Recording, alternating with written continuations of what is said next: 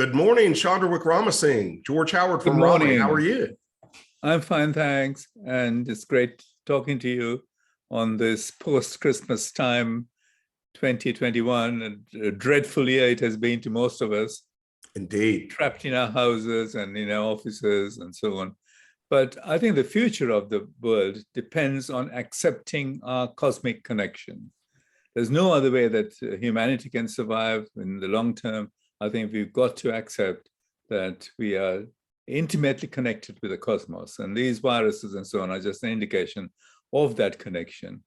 I want to start, George, with a book that I opened yesterday, and you know this guy. I think you know him well, Arthur C. Clarke, right? Oh, what a wonderful! I was a huge fan as a kid. Yes. Yeah.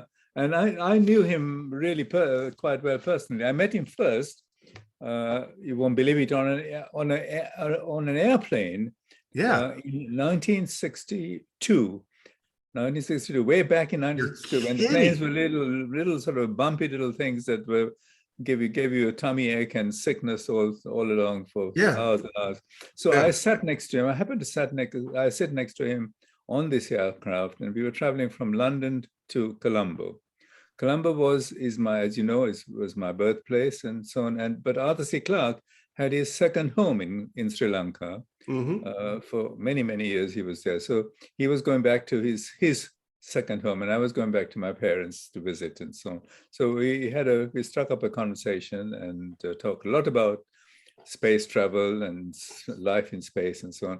And ever since then, we've been great chums. We've been met and talked on telephone and some very many meetings. So he has said very many flattering things about me, and he says the only correct explanation for our existence, for life in the universe, is exactly the way that that is me, Chandra, and Fred Hoyle has set it out in terms of panspermia and so forth. Now, his last book, what I was going to tell you is that I picked up his last book that he wrote, which is called Arthur C. Clarke's Greetings from Carbon-Based Bipeds. Right? Carbon-based bipeds are ourselves. Yeah, I didn't know that book. I look forward to looking into it. Tell us about it. Yeah, it's good. It's an interesting book. It's a forecast. A lot of it is a forecast of what he thinks the world will be after he leaves it, right? And so he's got year by year various projections, like, for instance, 2021, he says, first humans may land on Mars and have some unpleasant surprises. Now, that hasn't happened, unfortunately, but a lot of the other things that he has said has, in fact, happened. Well, he's not far off. At least we have a Mars. We have a chance to get to Mars in the next decade. It came near enough that. And listen to this. In 2020, he says artificial intelligence, AI, reaches the human level.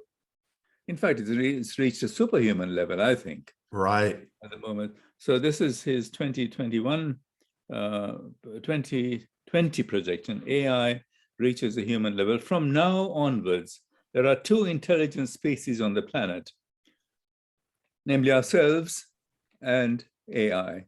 So that was his prediction, and it goes on and on. But picking out significant years, this is interesting. In 2061, this is his entry: the return of Halley's Comet, first landing on a comet by humans. The sensational discovery of both dormant and active life forms vindicates fully Hoyle and Chandra Wickramasinghe's century-old hypothesis that life is omnipresent throughout the cosmos. Right? Absolutely incredible, and how flattering. I think it would happen before that, though. But well, that's what I was going to say. I think he might have been a little pessimistic there, a little optimistic on Mars, and a little pessimistic on the discovery of microbial life in space. Because I think so. I think we are on the threshold of actually coming to grips with. Let me pick up my paper. Sure, take your time. No. Yeah, I think he's been too pessimistic. I think his time scale is probably too far out in terms of. I mean, 2061 is a long way off, and many of us won't be there, of course, and I certainly wouldn't be. But I think there's no question that comets carry life, right? Comets have been crucial not only in the delivery of life to the Earth, which happened for the first time during the Hadean epoch, which is some 4.2 billion years ago. And we know that this was an era, terrestrial era, of very fierce impacts from comets. That's why it's called Hadean epoch, the epoch of hell. And so we have a situation where the Earth had just formed. It had a very hot molten crust, mostly rocky at the surface. So comets were pounding the surface of this newly formed lump of Earth, right? Right. And delivering, first things that they delivered were volatiles that went to form the Earth's oceans, right? They certainly came from comets. I think that has been disputed in some circles, but there's increasing evidence to suggest that the water in the oceans came from comets, right? And at the same time, which is really quite an amazing coincidence, about 4.2 billion years ago, scientists have found the oldest evidence of microbial fossils in an outcrop of rock that formed exactly at that moment in time. Mm-hmm. And this is in southern Australia, the outcrop. And the evidence is in the form of little microscopic blobs of carbon that have the signature of life. Mm-hmm. Right, signature of life in the sense that carbon comes in two forms, carbon-12 and carbon-13, okay? And if there is a ratio of carbon-12 to carbon-13 with the lighter isotope, that's carbon-12 in excess, we can be fairly sure that life has been involved. This is a living structure, right? Because carbon-12 is preferentially taken up by living systems. Okay, so I think that there's no evidence, and the shapes of those structures, they're all microbial. So the earliest evidence for life on Earth is at the very first moment that life can survive, that microbial life can survive. And current thinking would be that life did what? That it spontaneously generated? No, that it was all preformed in a vast cosmic system that is... Well, that's your thinking. I meant current thinking now. Mainstream thinking is... Mainstream thinking, yes, sir, is bizarre because there's absolutely no proof of it. And it is the dogma that essentially cripples the whole of biological science. The dogma is that life had to start essentially from simple chemicals, from atoms first, and the atoms would combine to make molecules, organic molecules, and so forth. And that they have some kind of process goes on, undefined process that forms proto-life and life, right? Right. And now this has been going on, this hypothesis, it really goes back to Aristotle. Aristotle was the root cause of this whole story, and the founder of the theory that is the mainstream theory, which is called spontaneous generation, right? Aristotle was a philosopher, a great Greek philosopher in the 3rd century before Christ. And he was indeed a great philosopher. He was an experimental philosopher. He did lots of experiments and so on. But he had the wrong ideas. He had the wrong idea about the place of the Earth in the universe. He thought that Earth had to be the center, and all the planets and the comets and whatever had to be going around in orbits and stuff like that around the Earth. So the Earth was definitely Earth-centered in terms of the cosmology, and in terms of the biology.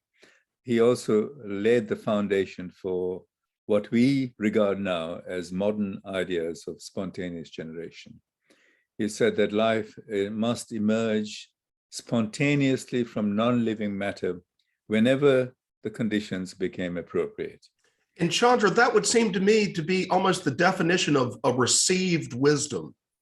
Absolutely. That it is our wisdom. If it's totally received, it is not based on any empirical evidence or, demonstrated processes. None whatsoever. It's received. It's philosophical. Yeah. And I think there were critics of that point of view during Greek times. I mean, for instance, Anaxagoras, he was an older philosopher then, and I think even Plato would have challenged that. Right. But Aristotle won over all these other people because he had a tremendous influence on the rulers like Alexander the Great. Aristotle's pupil was Alexander the Great. In fact, Alexander essentially conquered half of the civilized world at the time. Right. Was the pupil of Aristotle. He learned at the feet of Aristotle.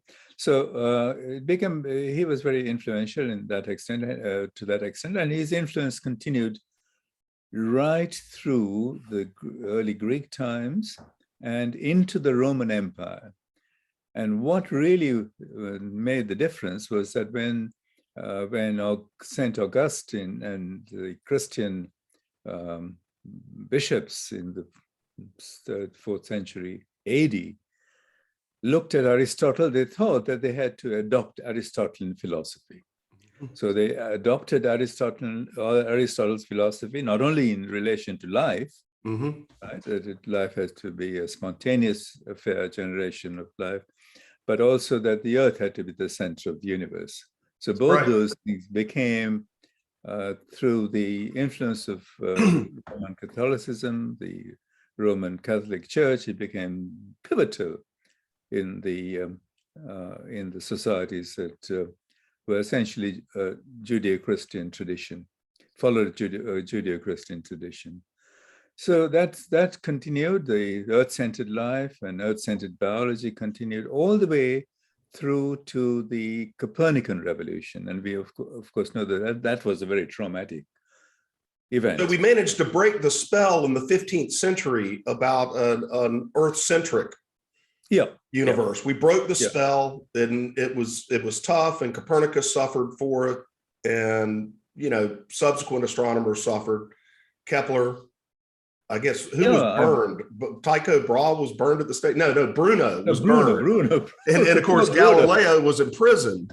And you have managed to escape those fates, which is something of a tribute to our own flawed science. Modern life. Right. that you've certainly lived the life of a heretic, but it hasn't resulted in burning or imprisonment, which is something of a tribute. It has, certainly it hasn't. And but it's no fun being a heretic, is it? Yeah, well, I think the sort of in the corridors of power, there were whispers in the past that these guys were just mad. You just don't take any notice of Fred Hoyle and Chandra. They're clever, but they're mad. And so this was the received wisdom that continued. But I think it is slowly changing, George. I think there's a trend towards a reversal of that position, but let's define for people the analogy here is that believing that the earth is the center of the cosmos and it all revolves around us literally and figuratively, and that we are the center. We broke that spell in the 15th century with some difficulty, but the spell that says that we are the beginning of all life right here on our planet, that spell hasn't broken. That's still received wisdom. What broke the back of Earth centrism was because the paradigm was in crisis, that it became more complex and more complex and more complex. And finally, the simpler truth had to be accepted. Yes. So do you tell me a little bit about the modern analogy there, the complexity that they're developing astrobiology in lieu of accepting you and Fred's ideas?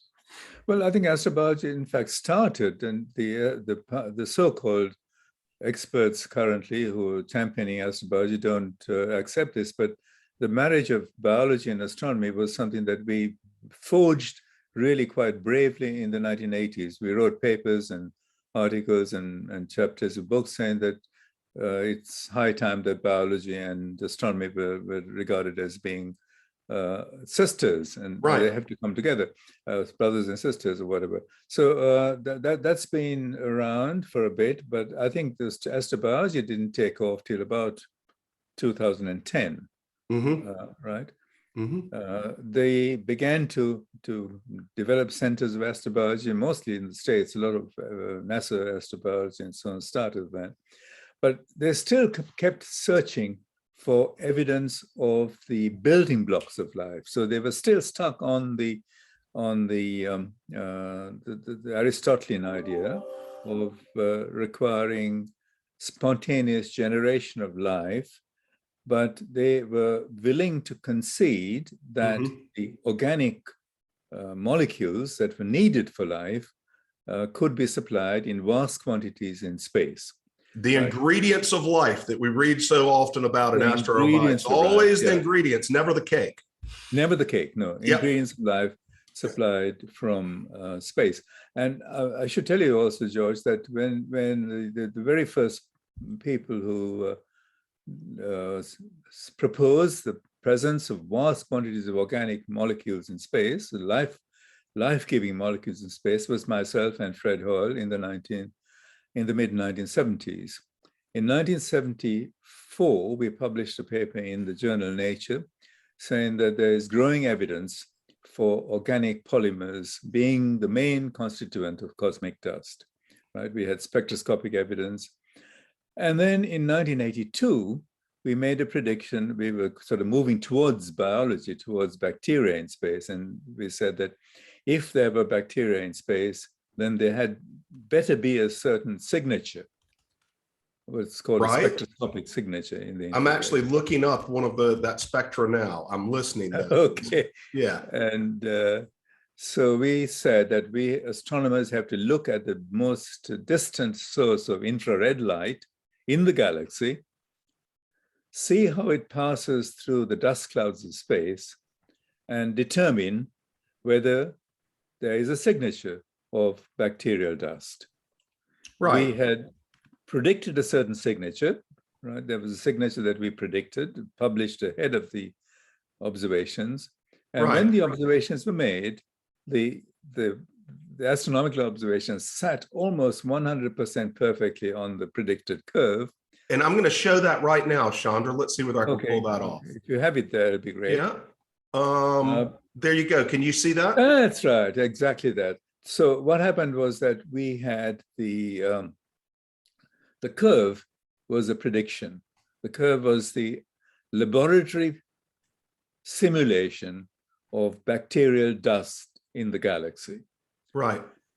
And the points were the observations that were made, the first ever observations of a source of light in the galaxy, infrared light in the galaxy at a very distant, near the center of the galaxy. And the agreement there between the observations and the observations, I should say, were made by, there's a sort of family conspiracy there. Yeah. I had a brother who was at the time professor at the Australian National University, a younger brother, and his colleague and Dal did this observation at a telescope. And even the time on that telescope was obtained in a very devious, almost illicit way, because they applied for time to test this crazy theory. Right. And the telescope committee said, no, we can't waste our precious telescope time on these silly experiments, silly observations. So what they did was to make a request for some other observations, and then sort of slip in this in the middle of that other project. So this was a result, but it's been subsequently repeated and proved to be correct time and time and time again. But now, so Chandra, could you say that that data set and that graph is the discovery of extraterrestrial life in a sense? I think there is no question. I think my brother would say that. dozens of astronomers would say that, but the orthodox astronomers who hold positions of power in NASA and in academies would say, well, the fit is good, but what if the bunch of organics that were in space were just the same as the bunch of organics that you have made into living structures, right? After all, these signatures, these little bumps and so on, come from the combination of all the molecules all the organic molecules in the bacterium. So what if these organic molecules were made non-biologically, but existed in vast quantities in space? It's a kind of statement that is almost asking for a miracle. Right, because it's almost like they're saying that it's a soup, that our life is a soup and it's a living soup. And then you go look out there and see the same ingredients of the soup, but that soup doesn't live. It just is the ingredients happen to all be there coincidentally in detail. And just so in case anyone ever does see this in the future, Chandra, I want to make clear that the spectra is a predicted curve for E. coli, right? E. coli, yeah. But which is a common bacterium. But it didn't have to be E. coli. Subsequently, we did allow lots of other bacteria, and they're more or less the same. So I think the fact that it's the most common bacterium in our gut is not significant in this story. So that's the situation in 1982. In 1986, we have another fantastic discovery, because it was a return of Halley's Comet. Right. During the space age. Right. And we had 2 years ahead of that, in 1984, we had Fred Hoyle and I wrote papers proposing that comets are the source of life in the universe, right? And cometary panspermia was essentially invented by us in the I think we presented papers in the US conferences and so on in 1983, 1984, proposing cometary panspermia.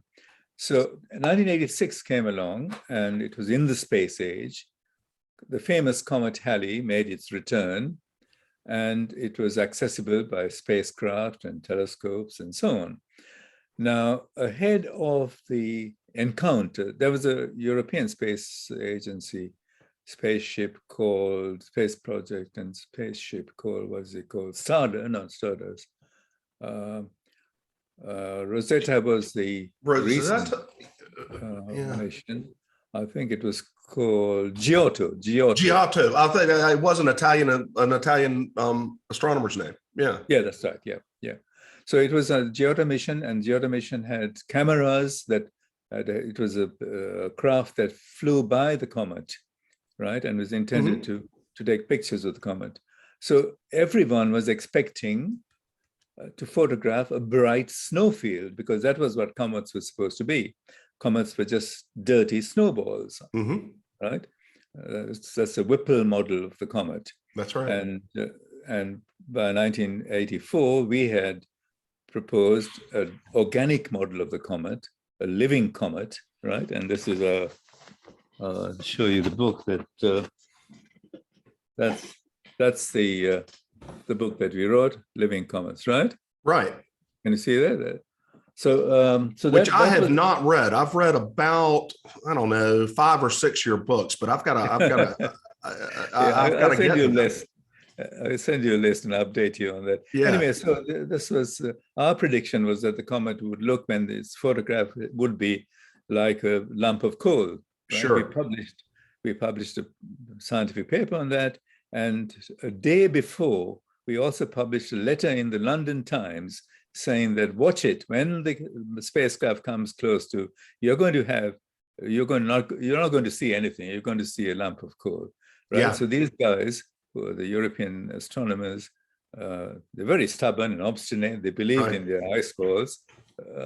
So what they did was and in those days, the cameras were sort of prehistoric cameras, you would say now.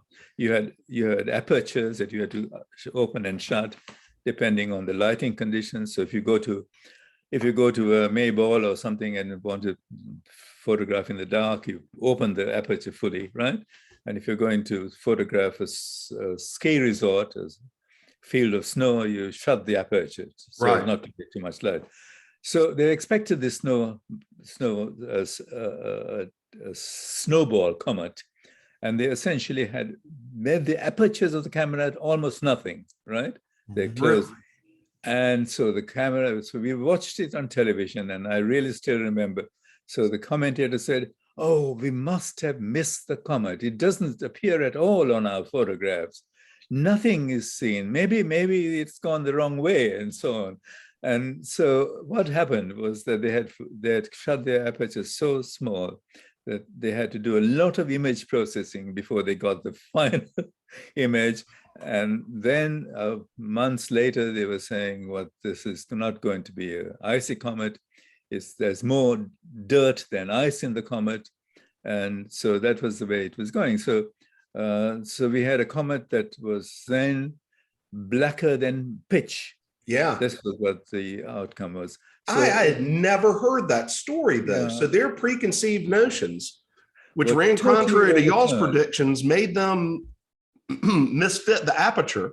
But I didn't know. I mean, we've all heard Whipple refer to them as dirty snowballs, so that's stuck in everybody's head. But I didn't know that they literally thought that it would look something like a snowball, like a white, bright, reflective. Yeah, that's what they did, and they got a black. Sort of, there was nothing to see until they did a lot of image processing, and since then the image processing has revealed the shape of the comet and so on.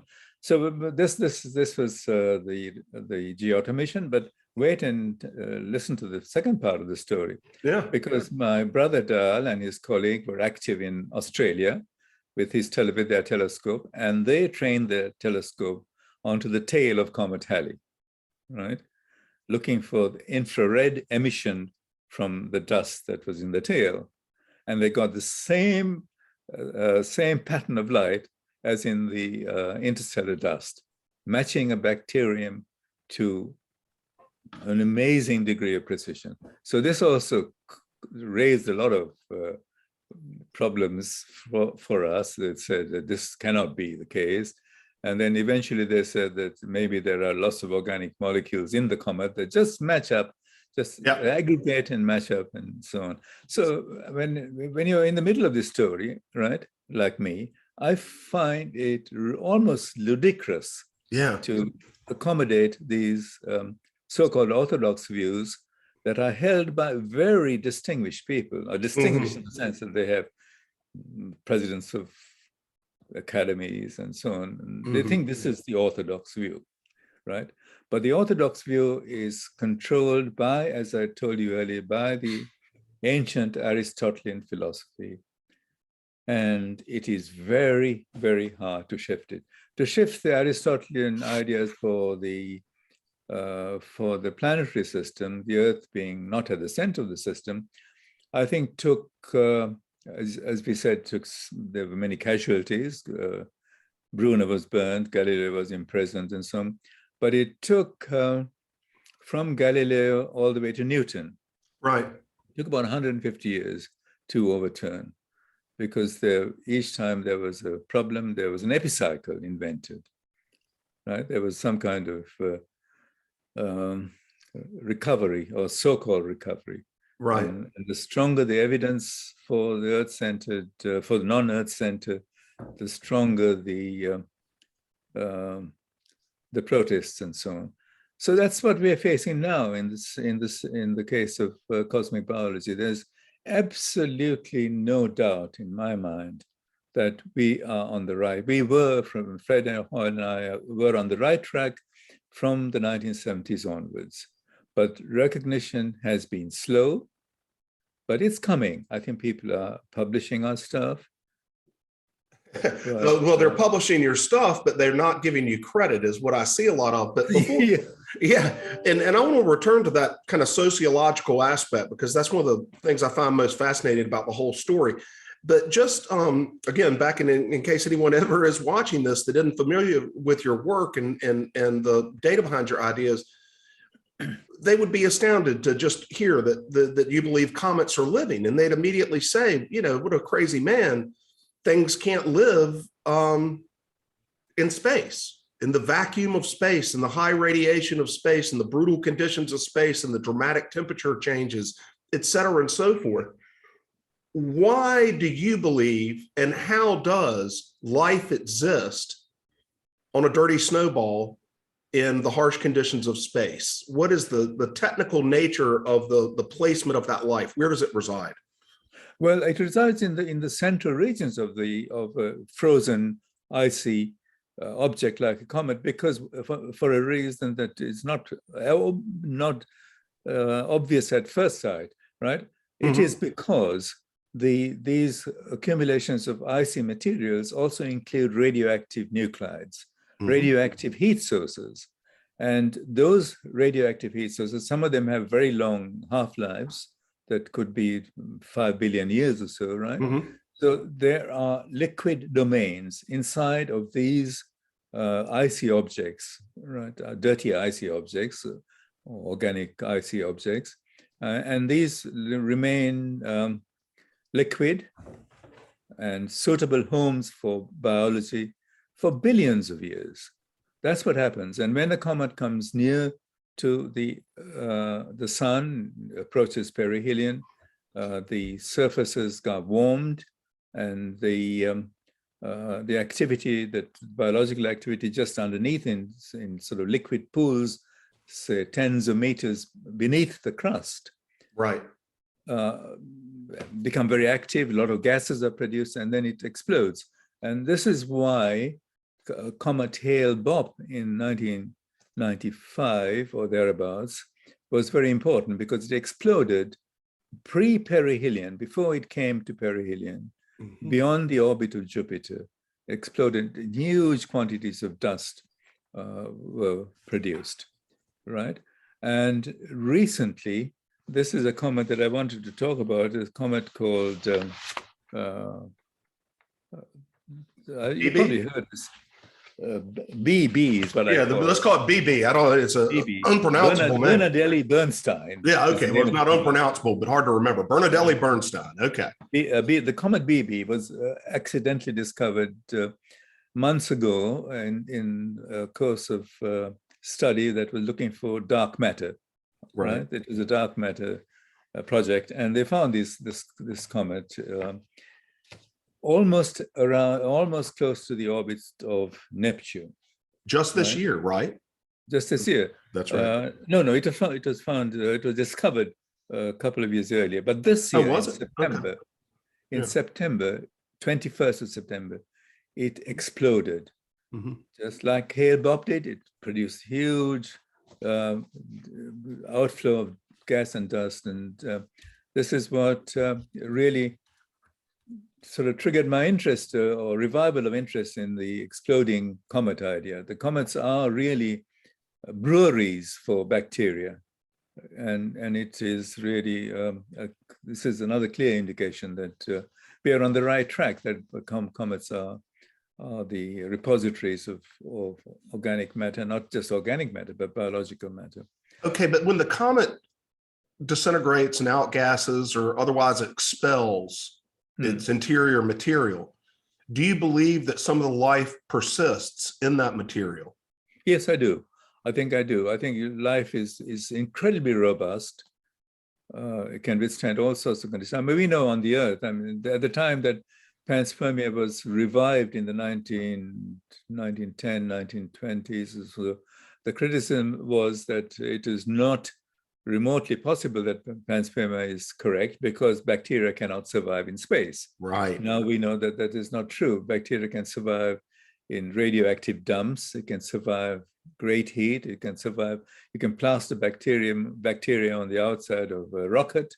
Right. Send it to the space stations, and it survives. Viruses also can survive in a similar way. So bacteria and viruses, and not all bacteria and viruses, but a large, significant fraction of these have the capacity to survive conditions of space. There's no question about it. Chandra, do you think, though, that, and this is a question, this is great to kind of clear this up in my own mind, but in any bit of life that does survive space, is it entombed and also desiccated and cold and within another non-living particle? Or is sometimes, for lack of a better term, is it free floating and I think both. desiccated? I think both. The viruses, bacteria that are within maybe a micron-sized or a few micron-sized lump of rock or ice, Right. is better equipped to survive longer timescales in space, right? Right. Because of the outer protective layers. So it actually functions as a little space capsule. If you think of something a couple of microns wide, you could fit millions of bacteria in their viruses. Absolutely. So it's a gigantic space station when you're dealing with the smaller scale of the microbes than the actual little bit of dust. And that was a realization of mine some time ago, that, okay, I get it, that they're the spacecraft, that, if you will, that the virus and bacteria have spacecraft, which is non-living cometary material, which shields it adequately when it is in space. Yeah, that's exactly the way I think it operates. And if you're thinking of bacteria that are lodged in comets in the deep interior, meters or tens of meters within below the surface of comets, they are exceedingly well preserved in those conditions for an eternity, right? As long as it's only when the comet expels this material and throws it out into interplanetary space that the survival time has any limitations, right? Right. Okay. But even then, in a desiccated, frozen form, just as tardigrades, they could survive. Right. They managed to survive. Some could even survive without their little space capsule under. So this is why I find it very difficult now, today in 2021, coming on 2022, there are experiments that have been done on the International Space Station where bacteria have been found on the exterior of the space station, right? Several experiments were done over this 8-year period by Russian cosmonauts, and these are published and have not been even commented on seriously by people. Then there is to me, the more interesting recent experiment was on the peaks of the Sierra Nevada mountains, right? Right. There were a group of American, Canadian, European scientists who perched their tents there for weeks or months or something, right? And collected the bacteria and viruses and whatever was falling in the mist and the rain at this greatest height on the planet, right? This is the highest peaks on the planet. And what they found was that's the earlier study you mentioned, and we'll talk about that in more. But continue. I'm sorry, I didn't mean to distract you, because the study you're speaking of is fundamentally important. Is the cosmic dust collected from outside containing bacteria? That's true, but on the Earth itself, and some of the highest mountaintops, recently 2 years ago, a team of scientists led by Rech, R-E-C-H-E is the principal author. They have discovered that there is something like 200 billion viruses incident falling on every square meter of the Earth every single day. At the highest altitudes. At the highest altitude. Right. Now, that's mind-boggling. That number is really staggering. But the way that the sort of conventional point of view is that most of this must have been lofted from the ground in the winds and air currents and so on, and brought up to the atmospheric boundary layer and then redeposited. Which is kind of analogous to the Ptolemaic complications that they had before Copernicus.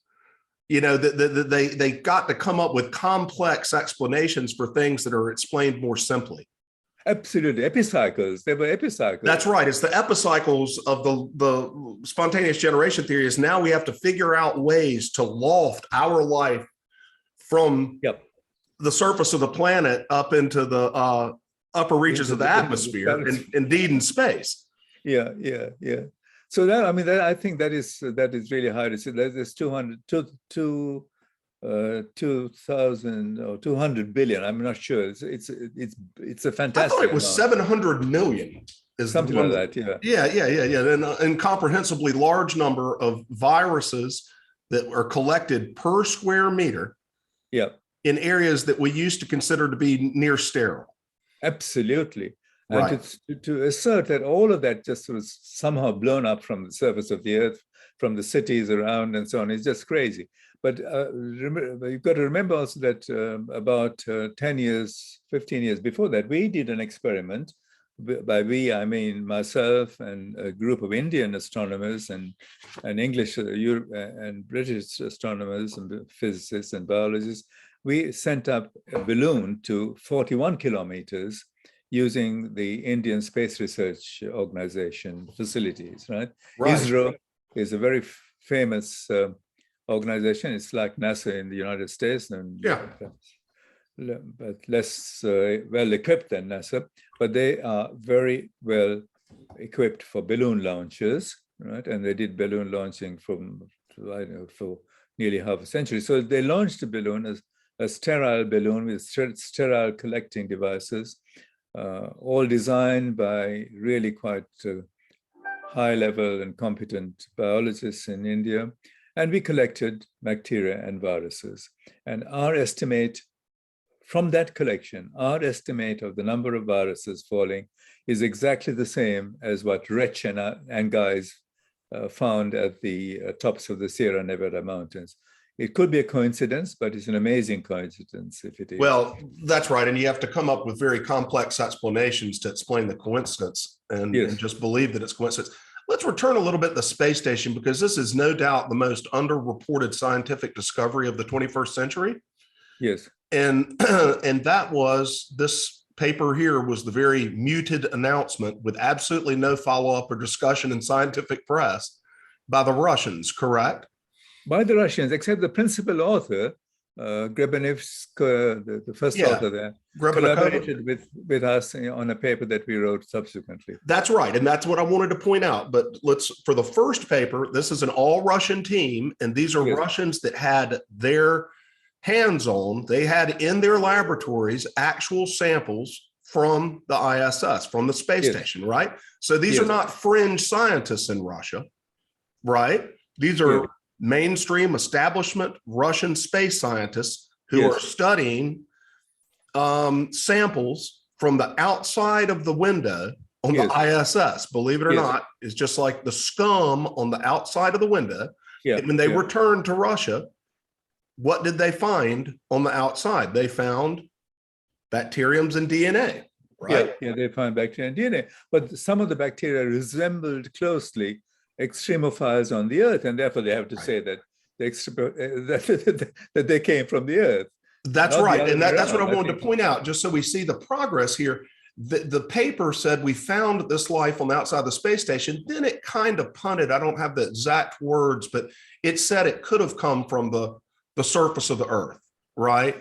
Yeah. But but to take us to the second paper, then the lead author of a mainstream Russian team that had access to space station materials, then she joins you and comes over to a paper that says unequivocally that this was confirmation of microbial ingress from space. So maybe give a little bit of a, because it shows how even people that make incredible discoveries in this field have to mute their reporting of it and to qualify their understanding of it. So in the first paper with her immediate mainstream colleagues, it was a muted announcement. And then the second, when they joined you, Grebennikova comes right out and says, hey, we found life in space and it probably came from up there. Yeah, well, I think what this lady told me, the Russian scientist told me, was that she believed that it came from outside. She couldn't find ways, any other way to explain it rationally. Right. But unless she had that last paragraph of caution, she wouldn't get it published anywhere. Yeah. That's the bottom line. I mean, all of these journals are essentially blackmailing scientists into they're coercing them into a situation where any serious challenge of the spontaneous generation paradigm is regarded as being just anathema. If I may, Chandra, let's read that last. I'm going to read that last sentence. The presence of DNA of wild land and marine bacteria genera on the ISS indicates their possible transfer from the stratosphere into the ionosphere with the ascending branch of the global electric circuit. Okay, so that's kind of a complex, unproven method of lofting the life up there where it then becomes stuck on the space station. Okay, yeah. But then they do give the due to the truth, alternatively to their entry into Earth's into Earth's environs from space. So she does give a little bit of a tip of the hat, but then when you come down to the paper that she published with you all, again, it's unequivocal that she believes it came from space. I think it's unequivocal, and also we had a collaborator on that paper of Michael Rycroft, who was the leading atmospheric scientist for about 2 or 3 decades in the UK. Really? He was the head of the British Antarctic Survey. He was an atmospheric physicist. And so he was firmly on the side of it being impossible to loft these things up into the orbit of the. And Chandra, people might already be thinking this, but doesn't it? If someone admits that the global electric current, a global electric circuit, would loft this material into the ISS's orbit in such quantity that it would become scum on the outside of the window, that would suggest and confirm panspermia itself, because that would suggest that it's very, very easy to get these life forms into space. Yeah, absolutely. Either way, they can't win. That's right. Yeah. So that's why this was a confirmation either way of panspermia, and it landed like a tree in the forest with no one to hear it. Yeah, I think so. I think that's the way it is going, and I think there's a sort of a silent lobby that is working behind the scenes to essentially to explore further consequences of this, but the academies and the authorities and the universities that are sort of trying to protect the Aristotelian philosophy, Aristotelian model, they are still locked into this ancient way of thinking. They do not want to give there are astrobiologists that are receiving tremendous media attention now. Yes. That go up, that move towards your thinking to a degree, and in fact seem to borrow from it, to use a charitable phrase. Yeah, yeah. People such as Avi Loeb. Okay. Yeah. And Paul Davies recently has published a very high-profile book in which he says that viruses came from space or can live in space. Were you given credit? Were you and Fred Hoyle given credit in that book? No. No. Why? Amazing, isn't it? I mean, because how can you publish 70 papers in Nature? Yes, this was not an obscure, it might have been, I suppose, a fringe idea, but it was certainly published in mainstream publications again and again and again. And people can write an entire book and give lecture after lecture after lecture, leading towards conclusions that you all arrived at 50 years ago. Yes, yeah. No, I think this is a kind of injustice that has to be rectified at some point in time. I don't know whether it'll be done in my lifetime, but I think there is a tendency, at least, and this is what I'm pleased about, to accept that the ideas that we championed over decades are being adopted, albeit even plagiarized, and it has to mean that the ideas are correct. Right. And you remain unsighted. It's almost like they're trying to build a new publication record that can conclude in their own discoveries, rather than go ahead and pick up your body of work and either refute it or support it through data. But they ignore your body of work and are trying to rebuild it so that almost, if you will, that the mainstream can be the discoverer. And that's happened again and again in science. And you've seen me refer to it on my blog, The Cosmic Tusk, as they're claim jumpers. I think they're claim jumpers, whether they are deliberate, whether they're sort of independent discoveries, that I don't believe that. I think they're deliberately trying to obscure the priorities. It's not just an accidental omission, because if it was just one instance, you'd have thought that I could agree that, but it's happening consistently. I think the question of Paul Davies's book, the new book on his viruses from space and so on, I haven't actually bought it and read it, but I think he does make some references to Fred and me. Does he?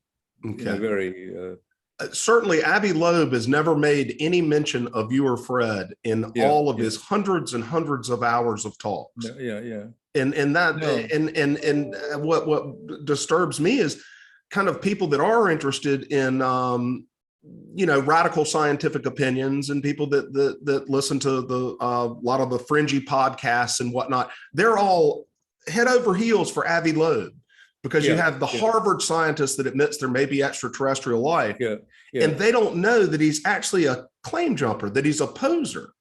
Yes, he may be right, and that's great. He stepped out front, but he stepped out front 50 years after other people took the arrows. I think we have. There's no question that our priorities are exceedingly well documented and recorded. Right. So there's no way in which, in the fullness of time, these can be fully ignored. They have to be recounted and recalled and assessed in their proper context. Chandra, do you have a few more minutes? I'd love to keep rolling on. I think I've taken about an hour now, but I've got a couple more topics. Go ahead. Yeah. Talk to us about evolution and panspermia, and how DNA and traditional Darwinian natural selection and whatnot, how does that interface with panspermia? I think panspermia is a very important component of it. If you think of evolution, Darwinian evolution, without panspermia, without the introduction of new genes, then my belief, and my colleague Fred Hoyle believe, that we wouldn't get very far. We might get from a bacterium to a superbacterium, or maybe even a simple multicelled living structure. But it needs to get from a bacterium to the whole panorama of life that we have on the earth today. It needs a huge blueprint of evolutionary life. We need the blueprints of all kinds of different life forms to suddenly emerge. And can they emerge from random copying errors? I think it's exceedingly unlikely. But it is happening in the cosmos, though. It's happening. Things have evolved. They just, all these forms haven't evolved here. It may be natural selection in other galaxies, right? Yeah, they have to arise and evolve in a truly cosmic context. On a single planet like the Earth, over a time scale of 4 billion years, nothing significant would happen. We got to have a universe that has trillions upon trillions of planetary systems, Earth-like planetary systems, and over a time scale, maybe, I don't know, even the Big Bang age of the universe may be insufficient to develop all the magnificent array of different body plans and different strategies that life has adopted here on the Earth. So I think all my point of view is that the blueprint of life in every detail has to be regarded as a cosmic phenomenon, has to have evolved truly on a cosmic scale, right? How big that cosmic scale is remains an open question. Whether the universe itself, the Big Bang universe at 13.8 or 9 billion years, is enough to generate all that huge information content. We've written a paper, in fact, that's now in press called the Cosmic Genetics, and I will send it to you, and you can perhaps post it on Cosmic Tusk. I certainly will. We analyze the information content of individual life forms, of viruses, and so on. And we think that all of the information for all of the life that we see here has to be generated, not in a trivial situation on the Earth, in a tiny planet like the Earth, but has to evolve on a cosmic scale. Right. And then how is it introduced to Earth? Through the action of viruses. The viruses have the well-attested property that has been well known now for about 20 or 30 years, that they can insert genes, new genes, into evolving life, right? For example, even if you look at the tree of life that led to Homo sapiens from primates, you see that there have been many branches in that tree of life, right? And at each branch, there is an insert of a virus, a relic insert of a virus. So it seems as though the evolution, even from the last few 100,000 years, or few hundred million years, has been a case of just insertion of viruses into viral information. And these could have been pandemics that essentially was almost a complete cull of the evolving line, but a small fraction of the recipients of these viruses survived with the new traits. And that's what the result is, that we have a huge array of different life forms.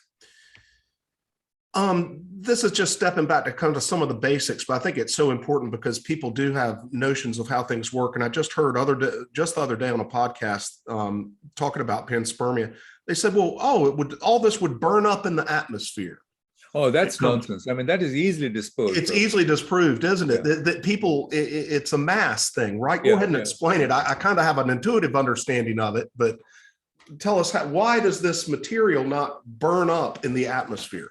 Oh, because they if you imagine cometary dust landing on the Earth's surface, on the Earth's outer skin of the atmosphere, the viruses or bacteria come entombed in some particle of ice or particle of silicious material, and so the outside gets heated. Yeah, we've mapped the progress of this sort of really quite rigorously in terms of the thermal history of an infalling microbe entombed or encased in maybe sort of 10 micron sized particle of dust. So there's no question that the interior of a dust particle does remain cool through the transit. And because there's not a tremendous amount of mass too. I mean, it wafts in, it doesn't come in. It wafts in, yeah. The heating is minimal. I mean, the heating could be enough to destroy or to boil off a particle of ice, but if you have a few microns skin of even ice or silicious material outside of the bacterium, there's no question that it would survive entry. It would enter the Earth's weather patterns and get down to the Earth, and that's what happens.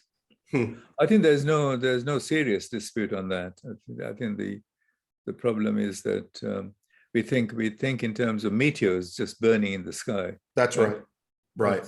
So we think that the smaller particles act quite differently from meteors.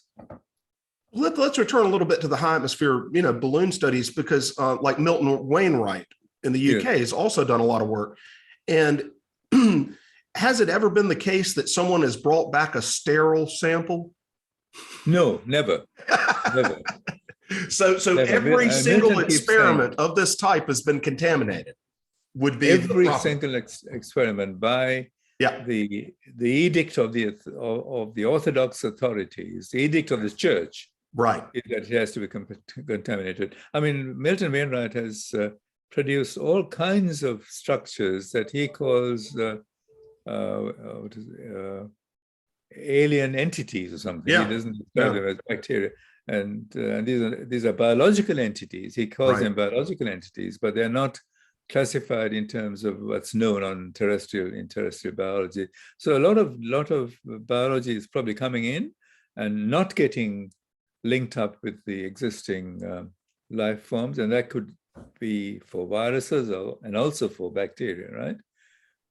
They're just lost in the process, and what's taken up is what our biosphere finds either necessary or possible to accommodate, basically. Absolutely fascinating.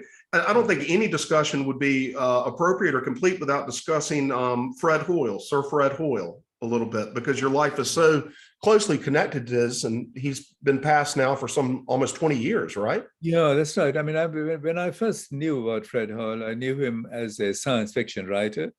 I read his Black Cloud before I came to study. You know, he wrote a novel called The Black Cloud. Right. And it was a sort of almost it was presaging. It was right. prescient. I don't know, of this. There's a cloud of dust that was intelligent and so on. It's not exactly panspermia in the way that we subsequently discovered it to be. It was an argument that intelligence is all around the universe and so on. So I read a lot of his science fiction. I also read his classic book called Frontiers of Astronomy before I came to Cambridge and to interact with him. I found him a fantastic person, very reticent. He didn't speak anything except what was very well thought out by himself over. And he didn't make any flippant statements. So I got on very well with him. My first meeting was in his house in Cambridge, and I was quite apprehensive. I was quite frightened. I went there. Let me add a little context, because I know that from your book, Journeys with Fred Hoyle, which was just a wonderful, wonderful book. But you left as a young man from Sri Lanka, a very young man, on a steamship. Yeah. With the scholarship to Cambridge. And was that the practice at the time, that some people in the empire, you know, the mathematically gifted children? How was that scholarship? Who did the scholarship come from? And tell us the story of them going. It's called the Commonwealth Scholarship. And let me give you my own background, because I was born in a situation in Sri Lanka, which was then Ceylon. It was a British colony, right, ruled by Britain, and there was no prospect of any independence at the time that I was growing up in my early years. My father, who was also a mathematician, he was a very distinguished Cambridge mathematician. He got the highest marks in the Cambridge mathematical tripos. Really? I didn't know he went to Cambridge as well. He went to Cambridge in the 1930s. He worked with, and he was a student of Sir Arthur Eddington. Really? Right? Eddington, the guy who essentially proselytized the general theory of relativity. He was the professor. He was Fred Hoyle's predecessor in Cambridge at the time.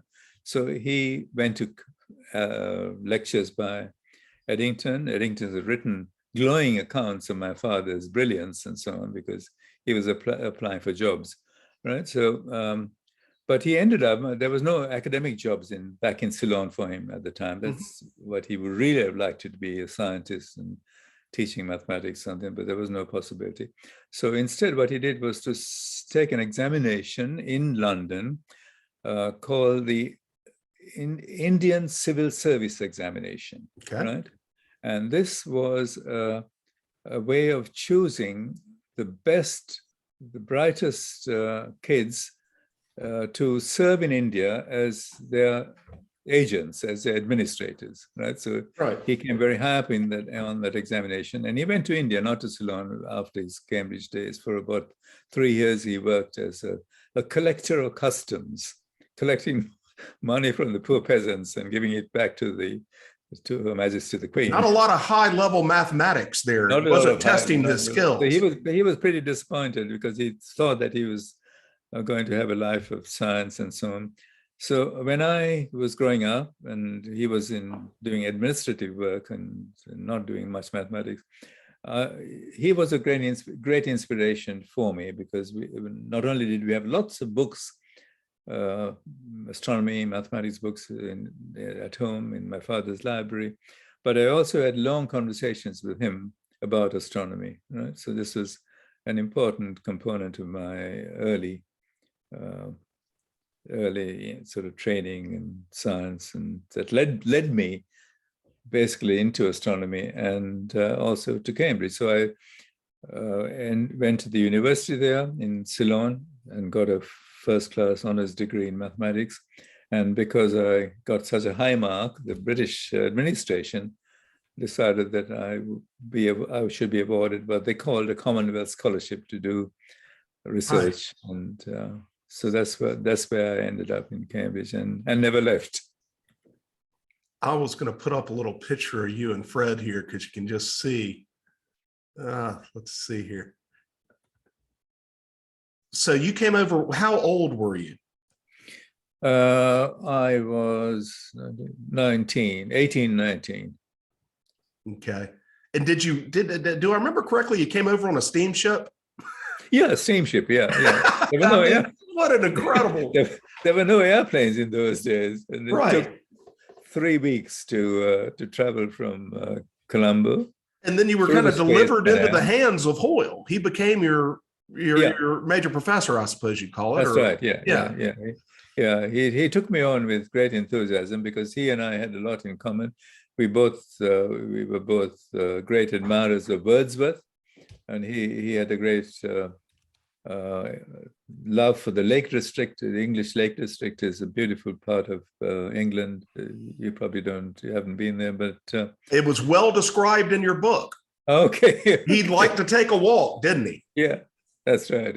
Yeah. And I think I also described the genesis of our theory of carbon dust in space, because we had gone for a walk in the Lake District on the mountains and came back to where we were staying with a huge fire in the middle of their living room. And we sat and talked and so on. And we were talking about cosmic dust. And then I suddenly told him, what if the cosmic dust was like those smoke particles that were coming out from the fire?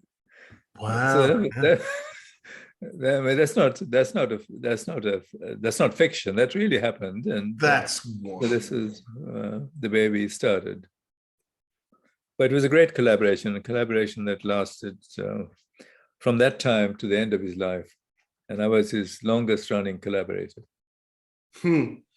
And despite his prominence and having been knighted, just as your father's professor was, that's interesting. You both served under, knighted scientists. Yeah. It's rather impressive and interesting in itself. He was quite criticized and was considered a heretic for this work later in his life, right? Yeah, because I think he was always his own person. He didn't go along with the mob, and even on sort of climate change and so on. And Tommy Gold was another collaborator. Very interesting individual there. Yeah, and Dr. Gold. He and Fred had lots of things in common in terms of geology, his understanding of geology and so forth. And the idea of a deep biosphere on the Earth was sort of concocted between Fred and Tommy Gold before I ever got to Fred. So he knew about bacteria in the Earth's crust, right, producing carbon and so on and so forth. And so there was an earlier history that I latched on to, but it was a great collaboration. I think and Fred Hoyle, in one of his last writings, which is in unpublished form in his archive at St. John's College, Cambridge, he essentially does an self-assessment of his own research and his own work. And he says, by far the most important contribution that he ever made was his collaboration with me. Absolutely. And it's almost, it's a cruel irony that kind of what suggests that it's the most important is because it remains the most controversial and the least discussed. Yeah. That he proved how the sun works, right? Yes. That's accepted. He's given credit for that. Yeah. That's all settled down, but that wouldn't be your greatest contribution if you were right about how life worked, and that wasn't accepted in your lifetime. True. So his reputation will only grow. It'll only grow, yeah. I think that collaboration is going to be essentially a historic document in its own right. The whole of that collaboration with me. That is fantastic. When you finish a recording, are you finished now, or you're still No, recording? not done now, but I wanted to ask, is there any other things, and I'm sure we'll talk again and hopefully record it again, because this stuff could go on for hours and hours, but is there anything else on your mind, just things you want to share, topically or otherwise from your career?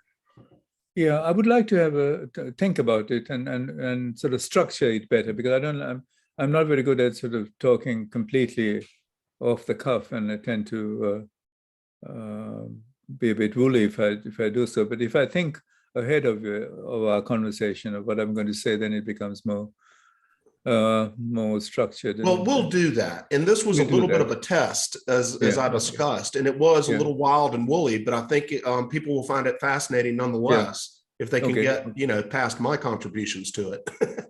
And we'll do it again, but just for today, because we are still recording. Anything else on your mind? No, I want you to stop recording, and I wanted to tell you something that